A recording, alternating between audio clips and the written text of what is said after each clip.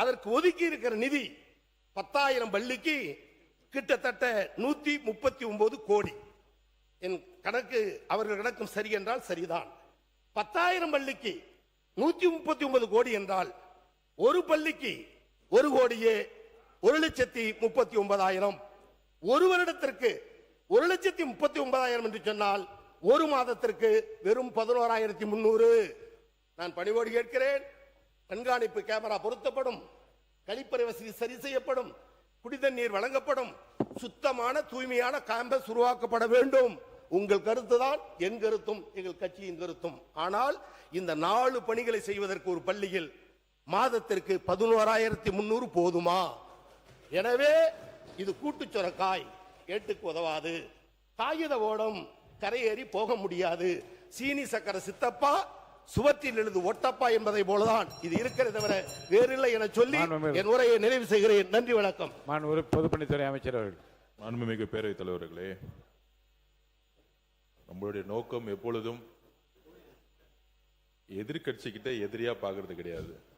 ஆனா மாண்புமிகு உறுப்பினர்கள் மானிய கோரிக்கை பத்தி பேசும்பொழுது 60% குற்றச்சாட்டுகள் மட்டுமே சொல்லிட்டு இருக்காங்க. என்ன குற்றச்சாட்டுகள் சொன்னாலும் அது திருப்பி அவங்களுக்கு தான் வேணும். ஏன்னா 25 வருஷம் ஆட்சியில் இருந்தது நீங்க, நாங்க இல்ல. ஒரு 100 நாள் இருக்கக்கூடிய ஒரு கவர்மெண்ட்டை பார்த்து இதை செஞ்சீங்களா, அதை செஞ்சீங்களா, இப்படி செஞ்சீங்களா, அப்படி செஞ்சீங்களான்னு திருப்பி திருப்பி கேட்டுட்டு இருக்காரு. அண்ணா சொன்னாரு ஒடுக்கப்பட்ட மக்களுக்காக குரல் கொடுத்தாங்க அப்படின்னு. நாங்க திருப்பியும் பதிவு பண்றோம். வரலாற்றில் முதல் முறையாக 8 அமைச்சர்களை ஒடுக்கப்பட்ட மக்கள் இருந்து உருவாக்கியது நாங்கள். இன்னொரு முக்கிய கோரிக்கை உங்களுடைய கட்சி தலைவருக்கு, நீங்க சொல்றீங்க நீங்க ஒடுக்கப்பட்ட மக்களுக்காக குரல் கொடுத்தீங்கன்னு. இன்னும் அறிவாலயத்தில் டாக்டர் அம்பேத்கருடைய சிலையை தயவு செஞ்சு வைங்க, பெரியார் சிலையை தயவு செஞ்சு வைங்க.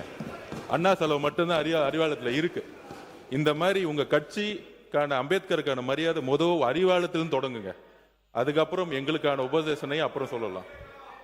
உறுப்பினர் நீதித்துறை அமைச்சர் நீதித்துறை அமைச்சர். மாண்புமிகு பேரவைத் தலைவர் அவர்களே, ஆக்சுவலாக அது ஹையர் எஜுகேஷன் சப்ஜெக்ட் அவர்கிட்ட பேசலாம்னு நினைக்கிறேன். Senior most minister. ஆக்சுவலாக மினிஸ்டர் தான் பேசணும். குவான்டிட்டியா குவாலிட்டியான்னு ஒரு கொஸ்டின் ரைஸ் ஆகுது. எவ்வளோ குவான்டிட்டி, எவ்வளோ காலேஜஸ், எவ்வளோ ஸ்கூல்ஸ் கொண்டு வந்தோன்னு முக்கியம் இல்லை, குவாலிட்டி தான் ரொம்ப முக்கியம். ஆனரபிள் சீஃப் மினிஸ்டரோட ரிவ்யூ மீட்டிங்கில் ஆனரபிள் மினிஸ்டர் விஸ்வநாதன் சாரும் பார்ட்டிசிபேட் பண்ணாங்க. அப்போ டிஸ்கஷனில் வர பார்த்து எவ்வளோ காலேஜஸ் எவ்வளோ ஸ்கூல்ஸ்னு இருக்க பார்த்து ஒரு டிஸ்கஷன் வந்துச்சு. நம்மளும் ஒரு காலேஜ் நடத்தியிருக்கோம், நிறைய மினிஸ்டர்ஸ் ஃபார்மர் மினிஸ்டர்ஸ் இருக்காங்க, அவங்களும் காலேஜ் வச்சுருக்கிறாங்க. குவாலிட்டி எப்படி ரைஸ் பண்ணணும்னு அவங்களுக்கே தெரிஞ்சிருக்கும். அதில் பார்த்தீங்கன்னா சர்டிஃபிகேஷன் சொல்லுவாங்க. ஒரு இன்ஸ்டியூஷன்ஸ், ஆர்ட்ஸ் காலேஜஸ், இப்போ government arts colleges, government engineering colleges நிறைய இருக்குது இல்லைங்களா? அதில் எவ்வளோ சர்டிஃபிகேஷன் வாங்கியிருக்காங்கன்னு ஒரு லிஸ்ட் எடுத்தோம்னா கடந்த ஒரு 30-40 ஆண்டுகளாக ஒன்றுமே கிடையாது.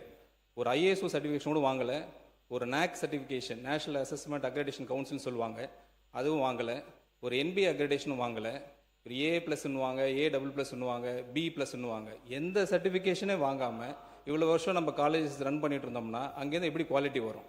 ஒரு குவான்டிட்டி மட்டும் தான் வெளியே வரும். அதை அடிப்படையில் நம்ம எந்த முயற்சி எடுத்த மாதிரி தெரியல.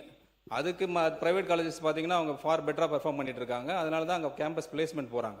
அது நான் இங்கே வந்து ஸ்ட்ரெஸ் சொல்லணும்னு விருப்பப்படுறேன். அதே மாதிரி ஹையர் எஜுகேஷன் ரிலேட்டடாக சார் சொல்லியிருந்தாங்க, நான் சேலரி ஐட்டம்ஸ்னு ஒன்று இருக்குது. அதில் நீங்கள் பார்த்தீங்கன்னாலே தெரியும், நான் சேலரி ஐட்டம்ஸில் கடந்த 2024-25ன்னு பார்த்தீங்கன்னா 4,364 கோடி. அப்போது 2025-26 சப்ளிமெண்ட்ரி இதில் பட்ஜெட்டில் வந்து 6,673 கோடி. இன்டர்வியூ பட்ஜெட்டில் பார்த்தீங்கன்னா 2026-27 8,176 கோடி. நாங்கள் தாக்கல் பண்ண ரிவைஸ்ட் பட்ஜெட் எஸ்டிமேட்டில் 2026-27 8,203 கோடி. கிட்டத்தட்ட இன்க்ரீஸ் தான் பண்ணி கொடுத்துருக்குறோம். அது உங்களோட தகவலுக்கு சொல்லிடுறோம். அது மட்டும் இல்லாமல் இந்த ஸ்கூல் எஜுகேஷன் வந்து டிபார்ட்மெண்ட் வந்து எனக்கும் அதில் கொஞ்சம் எக்ஸ்பீரியன்ஸ் இருக்குது ஓரளவுக்கு. வேலு சார்லாம் இருக்காங்க, பெரிய எஜுகேஷனிஸ்ட் அவங்களாம். அந்த என்ன சார் நீங்கள் பேசுங்க, அமைச்சர் இங்கே பார்த்து பேசுங்க, நீங்கள் தொடர்ந்து பேசுகிறேன். அங்கேருந்து வாய்ஸ் இல்லை நீங்கள் அதை பற்றி கவலைப்பட வேணாம், நீங்கள் பேசுங்க. எஜுகேஷன் டிபார்ட்மெண்ட்டில் பள்ளி கல்வித்துறை அமைச்சர் இருக்கிறாங்க. அவங்கள்ட்ட அந்த ரிவ்யூ மீட்டிங்கில் கூட நிறைய டிஸ்கஷன் போயிட்டு இருந்துச்சு. நிறைய இப்போது முறைகேடுகள்லாம் சொல்லிட்டு இருந்தாங்க, நிறைய பேர் மேலே வழக்கெல்லாம் போட்டிருந்தாங்க. சில இடத்துல பார்த்தீங்கன்னா கட்டாயப்படுத்தி தான் காசு வாங்கியிருக்கிறாங்க. அதில் ஒரு மிகப்பெரிய ஒரு பாதிக்கப்பட்ட ஆள் நான். கட்டாயப்படுத்தி இது வந்து நிறைய இடத்துல வந்து நான் பதிவு பண்ண விரும்புகிறேன். அதுக்கு முழுக்க காரணம் என்னன்னு கேட்டிங்கன்னா, இங்கே சாட்சின்னு கேட்குறாங்க, எவிடன்ஸ் கேட்குறாங்க. அது டாக்குமெண்ட் எவிடன்ஸ் வந்துட்டு போகுது. இங்கே நானே ஒரு எவிடன்ஸ் தான், நானே ஒரு சாட்சி தான். ஃபார்மர் எஜுகேஷன் மினிஸ்டர் அவர் சபையில் இல்லை, அப்படி இருந்தால் சொல்லியிருக்கணும். பட் வேறு வழி கிடையாது. நான் டிஸ்க்ளோஸ் பண்ணக்கூடாதுன்னு நினச்சேன், அவர் வழி இல்லை. கடந்த 3 நாட்களாக இந்த சப்ஜெக்ட் இப்படி சுற்றிக்கிட்டே இருக்கு. இதுக்கு ஒரு முற்றுப்புள்ளி வச்சு ஆகணும். நாளைக்கு வேணால் அவங்க கேஸ் போட்டுக்கிட்டோம், டிஃபமேஷன் கேஸ் போட்டுக்கிட்டோம், இல்லை என்கொயரி போட்டு நானே வரேன், டைரெக்டாக வந்து அவரை ஃபேஸ் பண்ணலாம்.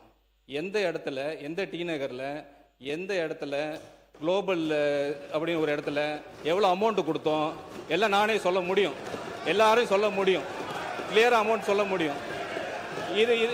இதுதான் சாட்சி. நான் சொல்லக்கூடாதுன்னு நினச்சிக்கிட்டு இருந்தேன் சார், நான் சொல்லக்கூடாதுன்னு நினச்சிக்கிட்டு இருந்தேன். வேற வழியே கிடையாது. ஒரு கட்டத்துக்கு அப்புறம் மைனாரிட்டி இன்ஸ்டிடியூஷனுக்கு எவ்வளோ அமௌண்ட் வாங்குனீங்க, இது எல்லாம் நானும் சொல்ல முடியும். மாண்புமிகு பொதுப்பணித்துறை அமைச்சர்.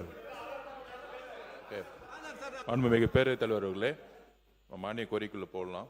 குற்றம் சாட்டுகளை தவிர்த்துட்டு நம்ம மானிய கோரிக்கையில போகலாம். நம்பர் 1, மாண்புமிகு மூத்த உறுப்பினர் சொன்னாரு 119 கோடி பத்தாது அப்படின்னு. நான் காலையில அதுக்கு தான் முதல்ல சொன்னேன். இப்போதான் வந்து அனைத்து தரவுகளும் சேகரிக்கப்பட்டு இருக்கு. அது டேஷ்போர்டில் கொண்டு வந்துட்டு இருக்கோம். கிட்டத்தட்ட 6000 ஸ்கூல் இருக்கு. அதுக்கு கீழே நிறைய ஆரம்ப பள்ளிகள் நிறைய இருக்கு. இது எல்லாத்தையும் டேஷ்போர்டில் கொண்டு வர டேட்டா இது வரைக்கும் இல்லை.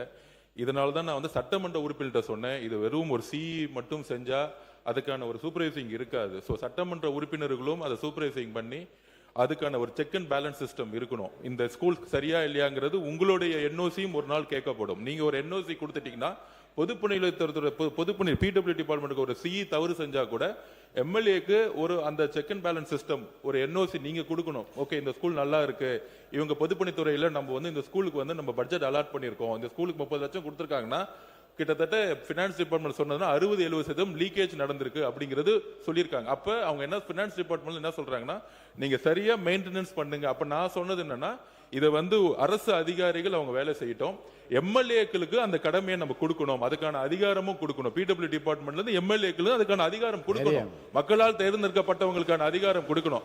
ஆனா நேரு என்ன சொன்னாரா, எம்எல்ஏக்கு செக் பேலன்ஸ் செக் கொடுக்கிற சைன் இருக்கான்னு கேட்டார். இல்ல, செக்க கொடுக்கிற இடத்துல அரசு அதிகாரிகள் இருக்கட்டும், ஆனா அந்த நிர்வாகம் சரியா நடக்குதா, அந்த வேலை சரியா நடக்க வேண்டிய பொறுப்பு எம்எல்ஏக்கள் அனைவருக்கும் இருக்கு. தன்னுடைய ஒவ்வொரு ஊர்லயும் தன்னுடைய ஒவ்வொரு தொகுதியிலையும் சரியான ஸ்கூல் இருக்கா, சரியான காலேஜ் இருக்கா, சரியான மருத்துவமனையா இருக்கான்னு சொல்லக்கூடிய அதிகாரம் எம்எல்ஏ அவர்களுக்கு இருக்கு. அதை பொதுப்பணித்துறை உங்களுடைய அதிகாரத்தை பயன்படுத்தணும்னு நினைக்கணும். கூடி சீக்கிரம் நீங்க சூப்பர்வைசிங் பண்ணி எங்களுக்கு நீங்களே மனுவை கொடுங்க, இந்த ஸ்கூல் சரியில்லை, இந்த கல்லூரி. ஒரு நிமிஷம் முடிச்சிடறேன், நீங்க பேசுங்க, முடிச்சிடறேன். நீங்க தொடர்ந்து இது வந்து இது ஒரு பொது பிரச்சனை. இது வந்து இதுக்குள்ள நான் வந்து இது பழைய பிரச்சனை பத்தி பேசவில்லை. ஏன்னா நிறைய இடத்துல கம்ப்ளைண்ட்ஸ் வந்துகிட்டே இருக்கு நம்மளுடைய பள்ளிக்கல்வித்துறை அமைச்சர்கிட்ட. அதனால தான் சொன்னோம், எல்லா எம்எல்ஏக்களும் இந்த சட்டமன்றம் இருக்கும் சனிக்கிழமை ஞாயிற்றுக்கிழமையும் நீங்களே சூப்பர்வைசிங் பண்ணி பொதுப்பணித்துறையில சிஇ லெவல்ல எங்ககிட்ட கொடுத்துட்டீங்க, என்னுடைய கவனத்துக்கு கொண்டு வந்துட்டாலும் உடனடியாக அது சரி செய்ய மிகவும் வரவேற்பு தகுந்த ஒரு அறிவிப்பு. ஏதாவது காலக்கெடு கொடுக்க இத்தனை தேதிக்குள்ள கொடுங்க. நம்ம இப்ப இல்ல சரி செஞ்சாலே நம்ம பாக்குற அளவுக்கு பாத்தீங்கன்னா குறைஞ்சபட்சம் 2 வருஷம் ஆகும். தமிழ்நாடு முழுசும் கணக்கெடுப்பு வந்து சட்டமன்ற உரிமைகளை அளிப்பதற்கு எவ்வளவு கால அவகாசம் தரீங்க? இல்ல, உடனே பார்த்தா கூட சரி. ஏன்னா ஒவ்வொருத்தருக்கும் ஒரு நிர்வாக கட்டமைப்பு இருக்கும். அவங்களே பார்த்துட்டு உடனடியா கொடுத்துட்டா அதிகமா பிரச்சனை இருக்கக்கூடிய ஸ்கூல்ல நம்ம வந்து கவனம் செலுத்துவோம். எப்ப கட்டணம் இடிகிற மாதிரி இருக்கு, நவரவே முடியாது அப்படின்னா ரெட் கேட்டகரி பில்டிங்ஸை உடனடியாக ஐடென்டிஃபை பண்ணுவோம். அந்த இடத்துல நம்ம குழந்தைகள் தங்க வைக்க கூடாது அப்படிங்கறத பதிவு பண்றோம். அதுக்கப்புறம் நம்ம கிரீன் சொல்லியிருக்கோம். அந்த மாதிரி நம்ம உடனடியாக அந்த வேலையை நம்ம போர்க்கால அடிப்படையில் எல்லா எம்எல்ஏக்களும் செய்யணுங்கிறது தான் எங்களுடைய வேண்டுகோள்.